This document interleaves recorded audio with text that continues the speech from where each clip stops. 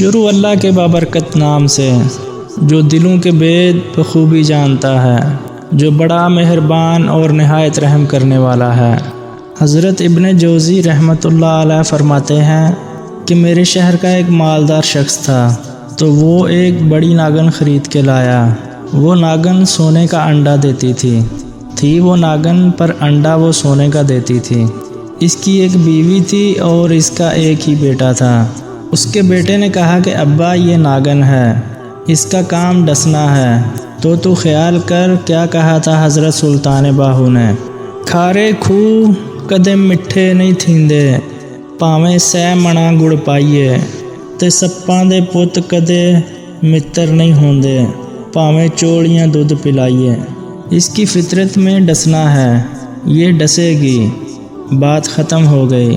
اس مالدار شخص نے کہا نہیں، سونے کا انڈا دیتی ہے، اور اس کو گھر میں رکھ لیا۔ اس مالدار شخص نے گھر میں ایک بکری رکھی ہوئی تھی، پالتو بکری۔ بکری کو ناگن نے ڈس لیا اور بکری تڑپ کے مر گئی۔ اس کی بیوی اور بیٹا اس کو کہنے لگے کہ خیال کر، بکری کو ڈس لیا نا اس نے۔ تو اس مالدار شخص نے کہا کہ یہ بکری کتنے کی تھی؟ اس کی بیوی نے کہا کہ 6 دینار کی۔ پھر اس شخص نے کہا کہ سونے کا انڈا کتنے کا ہے؟ تو اس کی بیوی نے کہا کہ 50,000 دینار کا۔ وہ شخص کہنے لگا کہ چھوڑو، بکری اور آ جائے گی، سونے کا انڈا تو مل رہا ہے نا، اگرچہ ناگن ہے پر انڈا تو دے رہی ہے نا۔ کچھ دنوں کے بعد اس شخص نے گھر میں ایک گھوڑا رکھا ہوا تھا۔ اس ناگن نے گھوڑے کو ڈس دیا اور وہ گھوڑا تڑپ کے مر گیا۔ اس کی بیوی اور اس کے بیٹے نے اسے پھر سمجھایا کہ بس کر دے، یہ ناگن ہے، یہ ڈسے گی۔ اس نے پھر پوچھا کہ یہ گھوڑا کتنے کا ہے؟ تو جواب دیا کہ 20 دینار کا۔ اور اس نے پوچھا کہ انڈا کتنے کا ہے؟ تو اس کی بیوی نے کہا کہ 50,000 دینار کا۔ تو وہ شخص کہنے لگا کہ چھوڑو، گھوڑا مر گیا ہے تو کیا ہوا، ہم نیا لے لیں گے۔ اللہ اکبر۔ اس مالدار آدمی نے گھر میں ایک نوکر رکھا ہوا تھا جو جانوروں کو چارہ ڈالتا تھا۔ اچانک اس نے جو چارہ اٹھایا تو اندر وہ ناگن بیٹھی ہوئی تھی۔ اس نے ہاتھ پہ ڈسا، غریب نے چیخیں ماری، چیخیں۔ ناگن نے ڈسا، نوکر چیخنے لگا، لیکن غریب کا خون بھی سستا ہوتا ہے نا۔ اس کا سارا وجود زہر سے پھٹ گیا، لیکن مالک کو ترس نہ آیا۔ کہنے لگا نیا ملازم آ جائے گا۔ اب اس کی بیوی اور اس کے بیٹے نے پیروں میں بیٹھ کے سمجھایا کہ بس کر دے، اس کو چھوڑ دے کہیں یا اس کو مار دے، یہ ناگن ہے۔ اس مالدار آدمی نے کہا کہ پاگل ہو گئے ہو، کبھی سونے کا انڈا دیکھا ہے؟ یہ سونے کا انڈا دیتی ہے۔ وقت گزرنے لگا، چند مہینے سکون کے گزرے، لوگ بات بھول گئے۔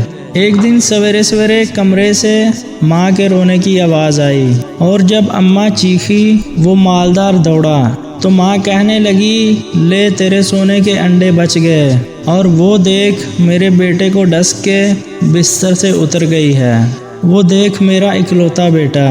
ابھی بیٹے کو اٹھا کے طبیب کے پاس لے جانے لگے تھے، وہ اپنے گھر کے دروازے تک ہی پہنچا تھا کہ جناب اسرائیل علیہ السلام پہلے تشریف لے آئے۔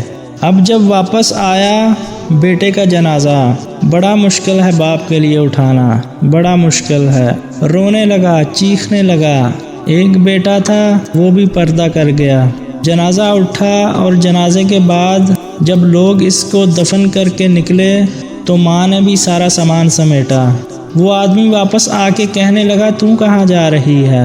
تو اس کی بیوی کہنے لگی اس ویڑے میں، اس صحن میں میرے بیٹے کی موت ہوئی ہے، یہاں سونے کے انڈے بچے پر میرا بیٹا نہیں بچا۔ میں نے اس آنگن کو کیا کرنا ہے جس میں سونا تو پڑا ہو پر بیٹا، ماں پکارنے والا کوئی نہ ہو؟ میری تو ساری آرزویں اجڑ گئیں، تیرے لالچ نے ہر چیز تباہ کر دی۔ وہ مالدار آدمی کہنے لگا میں اسے مار ڈالوں گا، اس ناگن کو گھر سے نکال دوں گا۔ اس کی بیوی نے کہا کہ اب کیا فائدہ، بات تو ختم ہو گئی۔ اس کی بیوی اس کو چھوڑ کر چلی گئی تو اس شخص نے ڈنڈا لیا اور اس ناگن کو مار دیا۔